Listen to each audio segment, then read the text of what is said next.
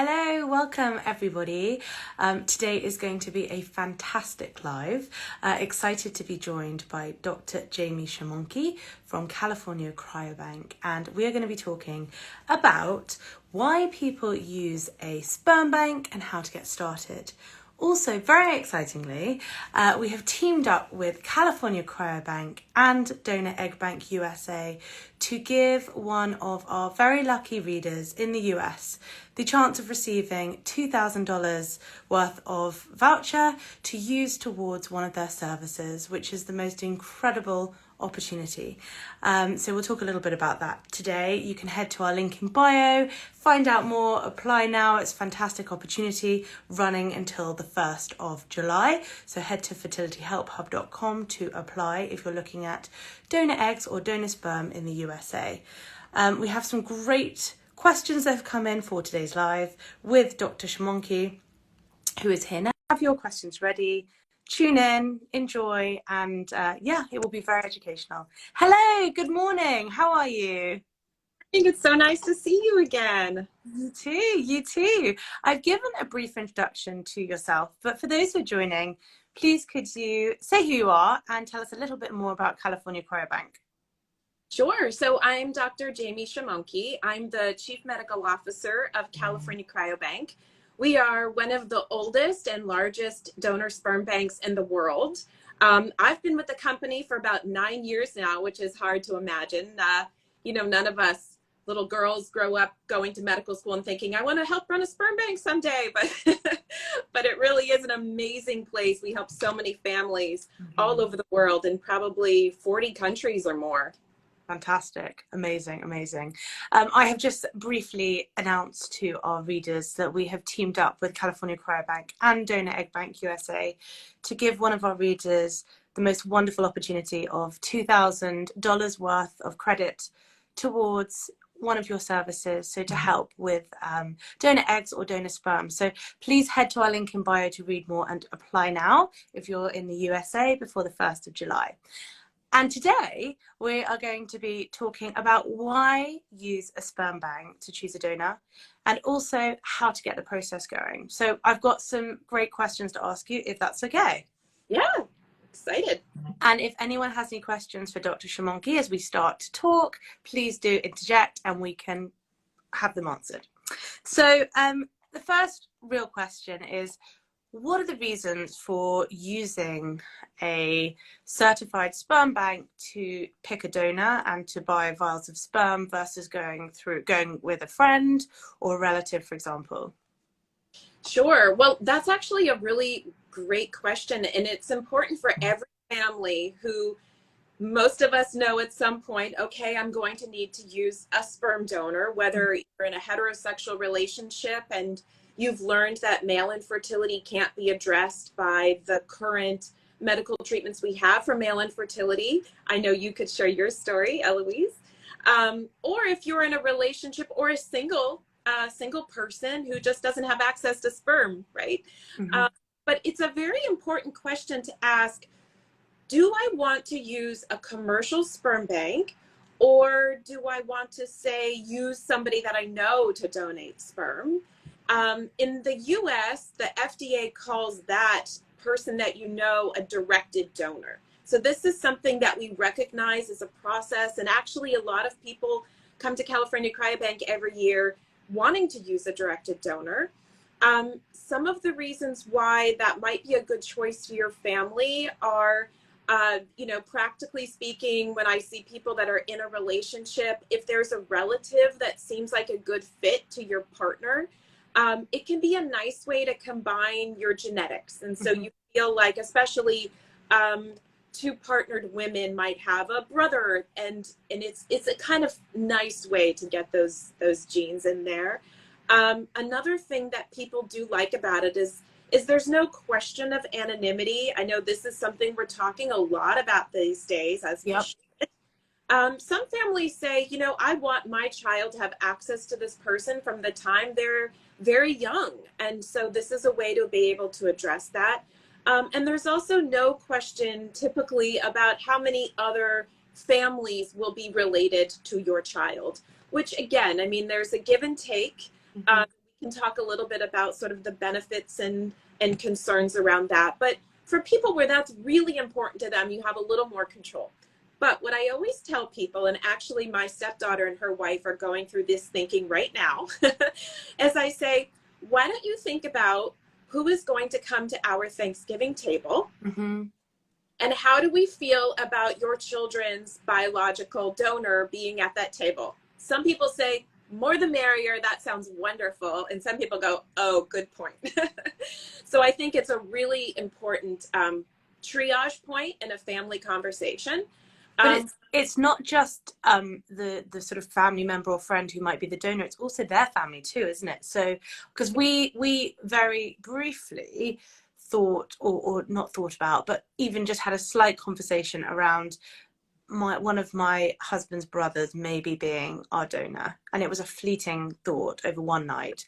And then it was just kind of, for us, we just felt, okay, so my husband's nieces would then be half siblings with our child, and then how does his wife, my sister-in-law, feel about that? What, you know, it all just got a little bit blurred. And that's why we came to California Cryobank and went down the route of picking a donor through a sperm bank. So I totally 100% know what you're talking about. Exactly, exactly. And people should know that there are a lot of resources out there for thinking about and talking about these things. I mean, there are some amazing resources to even just help people think how to get started. But Mm-hmm. also, there's a whole world of mental health professionals that can counsel couples or single women who are thinking about doing this, and help them sort of think through sort of the rings of all of the implications. So Well, we that's just mentioned a family member, but then yeah. there are also people, you know, on Facebook groups and things like that. I got a DM from someone on Facebook offering to donate his sperm to me. Um, Yeah. so there's that going on as well, isn't there? It's a really, yeah, it's a very important point to make. People think it's either a commercial sperm bank or maybe somebody that I know or I meet. But I tell people it is so incredibly important. If you do find yourself in a circumstance where somebody you know is willing to be your donor and it works for all of the people involved, you still go to a commercial sperm bank. And the reason is because there's sort of the obvious things where we will facilitate infectious disease screening. Mm-hmm. And it's not just once, it's multiple times. We can make sure that sperm is safe. There's genetic disease screening. And there's also long-term follow-up of the donor's family. So genetic implications to your children that we maybe don't know at the time they donate. There's a really important piece, which is legal contracts and protection. When you work with a commercial sperm bank, they're going to give you papers to sign and they're going to give the donor papers to sign, and these are all going to ensure that you're protected, your family's protected, as is the donor. Mm-hmm. There's psychological screening and eliciting informed consent.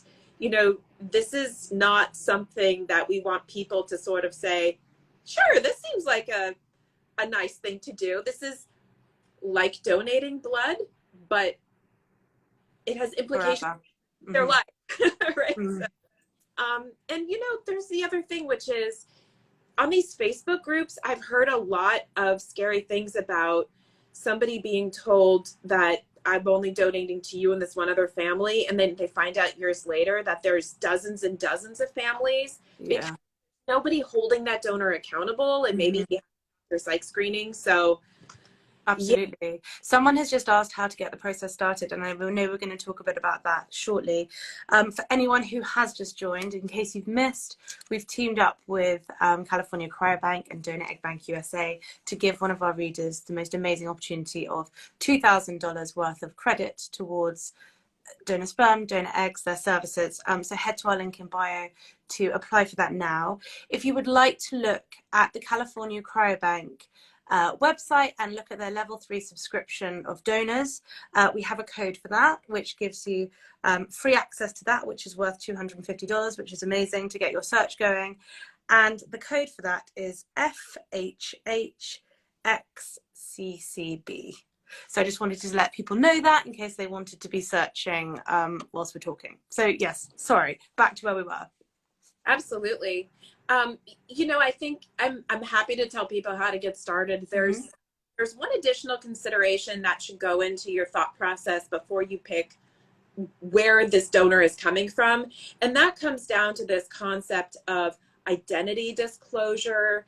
We are fortunately in a time now where sperm banks are generally on the same page with the mental health community and LGBTQ advocate groups and all of the sort of wonderful people helping build families to say, okay, anonymity is not a thing. We can all agree that that's not a thing. 100%.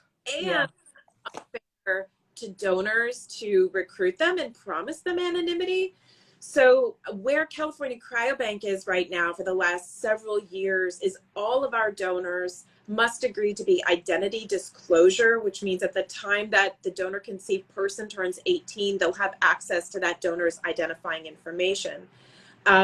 And this comes along with a lot of psych screening and things that we'll talk about. So we know that this person has signed up and knows what they're signing up for. Some families feel like, no, it's too important for me to know who this person is immediately. For families who find all of the benefits of going to a commercial sperm bank on a catalog, I think it's really important that we sort of understand what the identity disclosure sort of, I want to say rules, but it's really Hmm. more of society rules that we're Yeah. agreeing to. Yeah. And there's a concept of privacy that we're all hoping to respect for each other, family to family, family to donor, donor family, etc. So it's a nice evolution of where we have come, but I think that's an important conversation to have with your family within your relationship, etc. Hmm. Just in fact, last night I was putting my eldest daughter to bed, who's 5. And we don't talk about the donor and conception every day. It's not like we do that every day, but it came up for some reason. And as she's getting a little bit older, she's starting to understand a little bit more. And we've got books to help with that. But last night was the first time I spoke to her where I said, you know, you have half of me in you and you have half of the sperm donor. And she said, does that mean I don't have half of daddy in me? So Mm, that was the first time it sort of clicked with her right, about something to do with genetics or do you see what I mean? I said, yes, but he's still your daddy. right, right. And you've touched on something. It's so easy for us as a society to look in history and sort of wag fingers at how things used to be and say, oh, I can't believe Mm-hmm. it that way. And some things really are a bit cringeworthy. But this whole concept of protecting heterosexual families from donor identity or even knowing that they were donor conceived. I mean, this came from a belief that children were not going to bond with their non-biological parents if they knew that they were donor conceived. And we know this is just dead wrong. It's been resoundingly shown that these kids know who their daddy is, Mm-hmm. their daddy. And so thankfully, that a lot of our thinking has evolved. But I think that it really emphasizes why it's so important for families to be prepared to talk about this and advocate for their children to know as much as they can about their genetics, because some of it is self identity, which is really important to who we are as human beings, and some of it is health, right? I mean, you want to know if something has come up. And so the reason I point this out is I think these are questions people need to ask. You may not find a donor in California Cryobank's catalog that is right for you, but you need to know, how does that bank follow their donors? Do they keep in touch with the donor? Mm-hmm. Tell me if something goes wrong. Are they going to tell me if his mother develops breast cancer in her 40s? That's something you want to know. So Yeah. I think the other thing to know, and if anyone wants to talk to me as a parent of a donor conceived child, feel free. But it's not as daunting as I thought it would be talking about it, because we've been doing it from an early age. It feels quite natural now. And so far, the children, well, the twins are 3, but my eldest is very sort of open to talking about it, except not accepting is the wrong word, but curious. And, the conversation ended with, "I love Daddy so much. You know, we'll find out his name when I'm 14." I said, "No, 18." But do you know what I mean? It kind of Right. I enjoy talking about it because it's making me feel comfortable talking about it as well. And I know everyone has their different approaches, but I feel sort of 5 years down the line, it's not as daunting as it felt when we were first searching for a donor, feeling despair. Oh, I'm sure. Absolutely. I mean, and everybody has to go through their own process of accepting their reality. For some people, there's a bit of a mourning. And I don't mean that to even sound negative. It's really just Mm. feelings. You know, I have a lot of single female friends who've decided to do this alone, and they've had to come around to say, this is something I really value and I want to do. Women using egg donors have their Mm-hmm. process of trauma a lot of times, and you know, it's not always easy for a same-sex couple either, just because you're with the love of your life and you're excited about building a family. I know people that get a little angry, like, why do Mm-hmm. I do this? Mm-hmm. Why can we? So, Yeah, why can we not share genetics together? right. And so Yeah.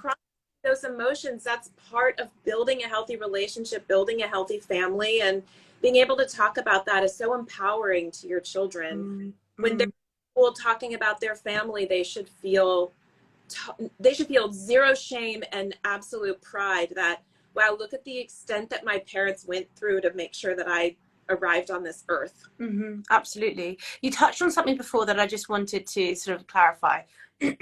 Anonymity is not what it used to be. So how have things changed in terms of someone no longer being fully anonymous in terms of the digital space and what we can find out about people now? Right. So you can think of things in terms of social contracts and Yeah. legal contracts. So the legal contract, it's much more rigid because it's set up with our bank and a donor and families, and it's meant to serve as something that meets the needs of thousands of people every year. And so if you come to California Cryobank, any donor that's been recruited in the last several years has come in and agreed that they would be ID disclosure, and that's where you would be able to share that person's identifying information with your donor conceived child when they Mm-hmm. um, and that's nice because it ensures a right for this child.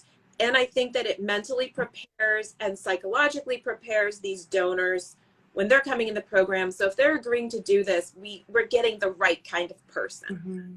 I Mm-hmm. think there's also a social contract, which is something I'm always talking about and advocating for, because you could very easily submit your children's DNA to any of these websites tomorrow. And first of all, I feel a little funny about it because they're small children. They don't know what this means. We don't know really what's going to happen with our DNA out there in the world. And so I kind of feel a little icky about that, number one. But number two, it would be very easy for you to take it upon yourself to identify a lot of people that your children are related to who may or may not be on the same page with you about how excited they are to know your identity and vice versa. So I think that we can apply certain principles about how we should behave in society today, where we're all easily connected by this information, and think of it as, how do we act like good neighbors? How do we act like good Mm-hmm. citizens on this earth? And how do we respect people and treat them in a way we want to be treated? And what I'd like to see is that we facilitate that children grow up, donor conceived people grow up knowing they're donor conceived, knowing as much information as they can possibly know about themselves that's empowering and good for their health. And then if they want to connect with other donor conceived people that are related to them, that's amazing. I Mm-hmm. love that. But they should all opt into that themselves. And now that they've grown up within their own nuclear family, and if they want to connect with their donor, they can do that eventually and let the cryobank facilitate that conversation, because it usually goes much better if the donor Yeah. says, oh, yeah, that's right. Okay, cool. Yeah, sure. We'll Mm-hmm. talk. And form these bonds in a way where it's just respectful and not too presumptuous, that everybody feels the same level of kinship that you do. Some people are just very private or very, very shy. um, Definitely. so But we had a stand at the fertility show next to California Cryobank, and I was chatting with Scott, and we were talking. He made a really good point that it's better to go through a bank that's facilitated this at the right time, because the control is there. So, for example, a donor may not want to be found, and so by going through this, through a sort of back route to do it, you've mhm. caught them off guard. They may not be prepared for it. They may not have wanted that, and so it could potentially jeopardize a relationship that you may have, or some form of communication you may have had as you had planned and agreed to in the future. That's so true. And I think that if the families who work with California Cryobank trust that we are your advocate and we're on your side, then you will trust that we will do everything we can to make sure that even, and we're talking about donors, we've been around for 45 years. So we have a lot of donors that came in under that anonymous misnomer. Mm-hmm. Mm-hmm. But it's amazing how, if you let us facilitate that conversation, we're able to get people who are pretty decent people, say, hey, maybe you didn't tell your partner or your children about this yet, but here's what's coming. These kids are out there. What can we do to make you more comfortable? And I would say the far majority of the time they are interested, not just Mm-hmm. willing.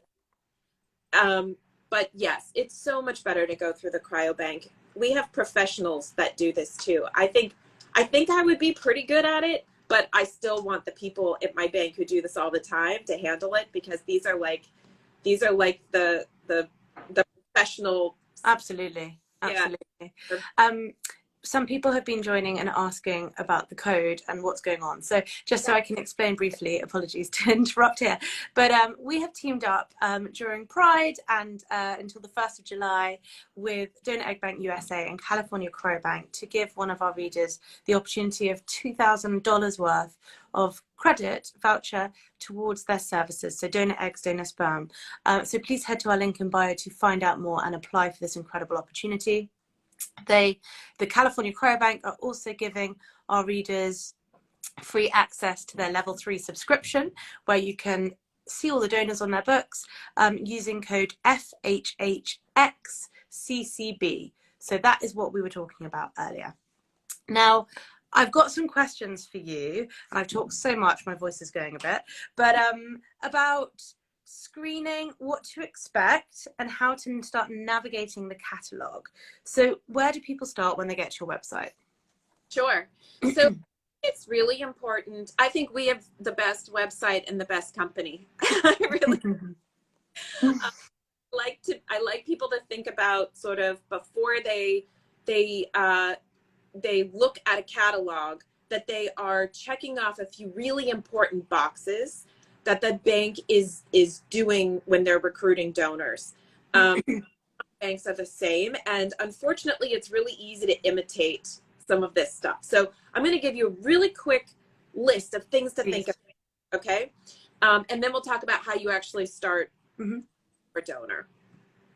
You want to make sure that companies have a policy around ID disclosure, that they have a history of facilitating contact with donors, even ones who may have come in as anonymous. So we're thinking about these future children here, and how are they going to access information and contact their donor.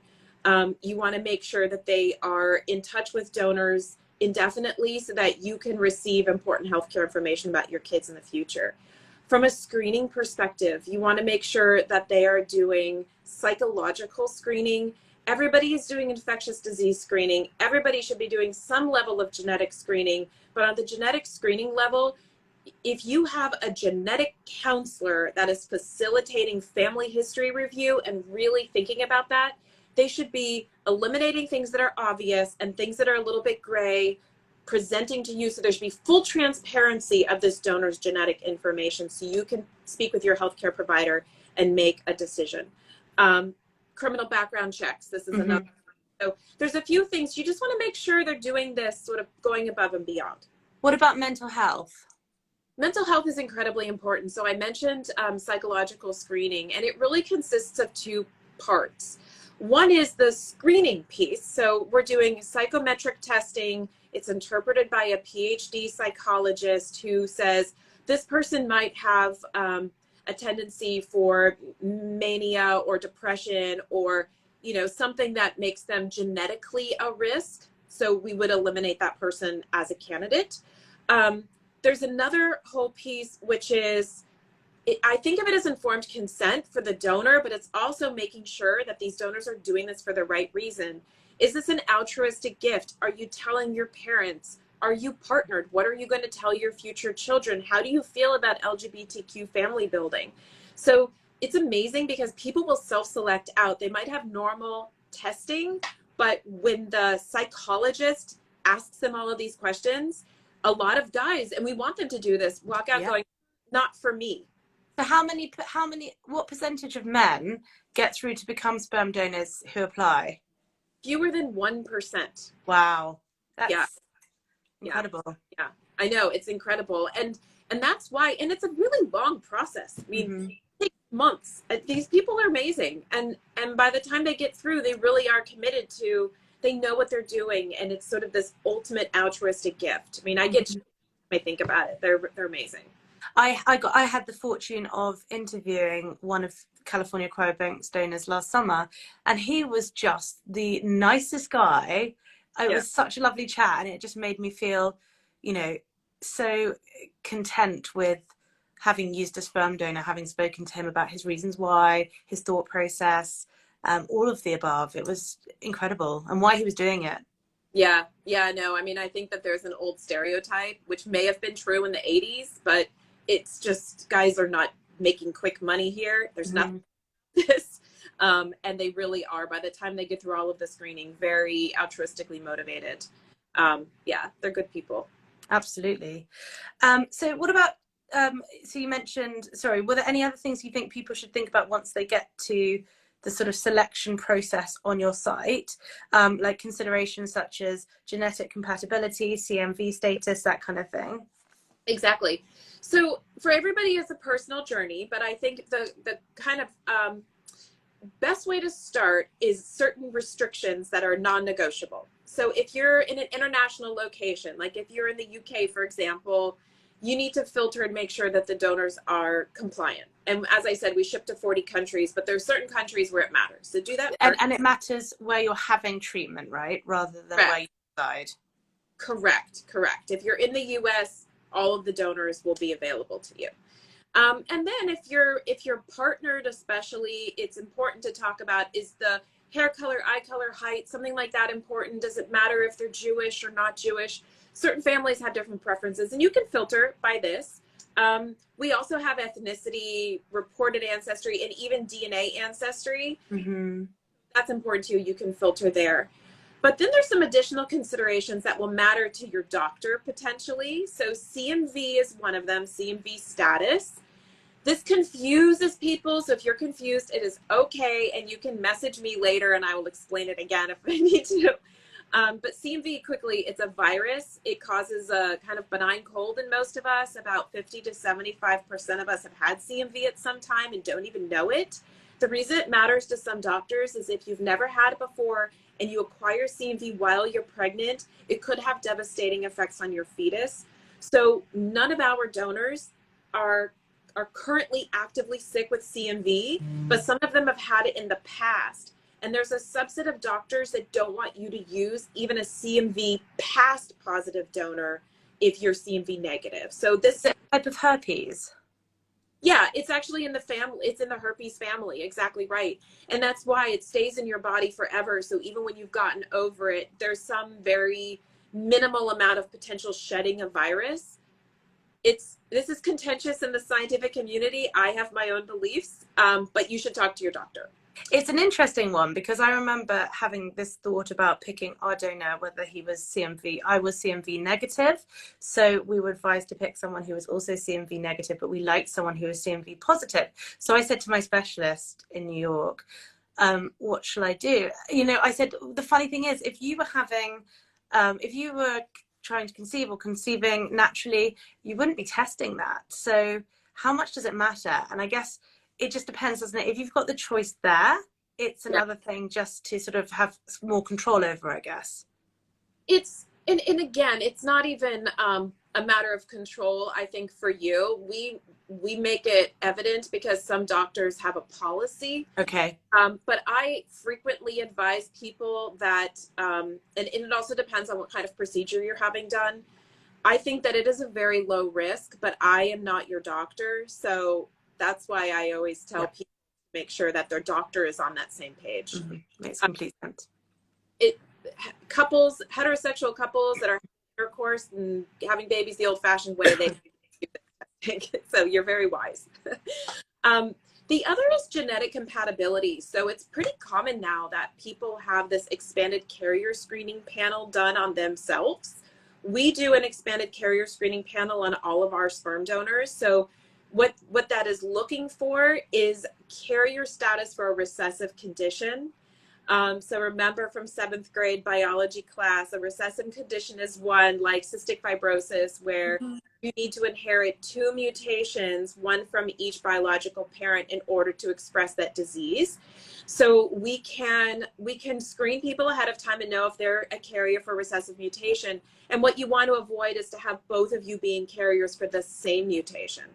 But if you're a carrier for a different mutation, it's fine. There's no health risk to your child. So if you have an expanded carrier screening panel and you know what you're a carrier for, you can filter to make sure that we only show donors that are negative for those things. Can you do it the other way around and select a donor and then check and have the testing done with your clinic before you decide? You can, and in rare cases, very rare circumstances, you'll do that testing, and then the donor that you've fallen in love with you wind up having but worst case scenario is you've already purchased that donor or put them on hold, and you call us and swap it out. We would never penalize somebody because there's a genetic condition. Of course, we'll facilitate a new donor. But I would not use a donor in that circumstance if you both have a mutation. And then there are some people who actually, and I find this more commonly to be the case in an international location, so it may not be as big of a deal for the audience here, but if you don't have access to an expanded carrier screening panel, it's not the end of the world. And I don't want to take too much time talking about that, but we can usually predict with pretty good accuracy. And I could say to you, well, the donor you like is a carrier for this particular thing, and there is a 1 in 8,000 chance that your child will inherit it. And most people go, oh, that's okay. Yeah. Yeah. And what about picking vials? Because this is another stumbling block where the team helped a lot at California Cryobank.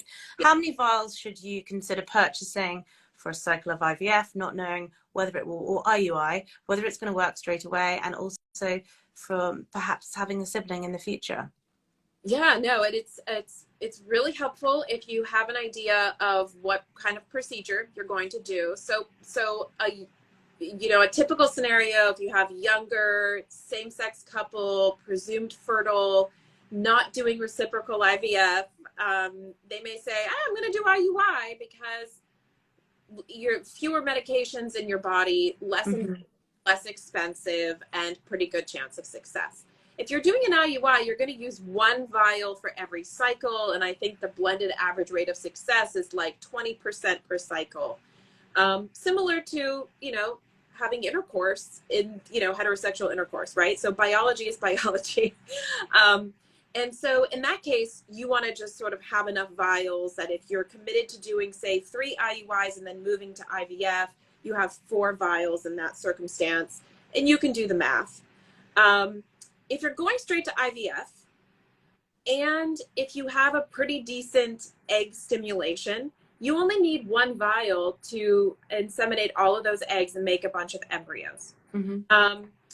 And depending on how many embryos you make, you might even have enough for multiple siblings, which is nice.